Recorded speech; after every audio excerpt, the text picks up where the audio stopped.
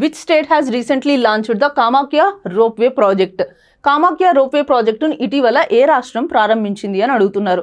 So ఈ కామాఖ్య ఆ పేరు చూస్తేనే చెప్పొచ్చు, అస్సాంలో ఉందన్నమాట కామాఖ్య అమ్మవారి టెంపుల్. సో శక్తిపీఠాస్లో one of the famous Shaktipeethas అనమాట. సో ఈ కామాఖ్య రోప్వే ప్రాజెక్ట్ అస్సాంలో నిర్మించబోతున్నారు అనమాట. సో ఎందుకు ఈ రోప్వే ప్రాజెక్ట్ నిర్మించబోతున్నారు మరి ఆ టెంపుల్ దగ్గర అంటే, ఫస్ట్ థింగ్ రిలీజియస్ టూరిజంని వాళ్ళు డెవలప్ చేయాలనుకుంటున్నారు.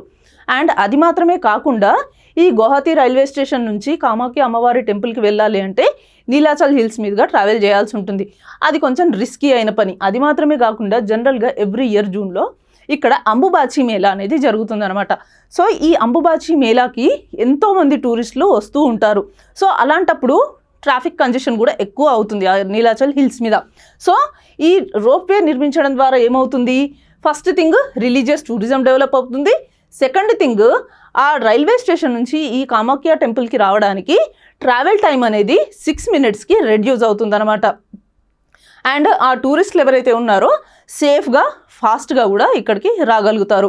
మరి ఈ కామాఖ్య రోప్వే ప్రాజెక్ట్కి ఎంత బడ్జెట్ని అలొకేట్ చేశారు ఆ స్టేట్ గవర్నమెంట్ వాళ్ళు అంటే 213 crores దానికి అలొకేట్ చేయడం జరిగిందనమాట.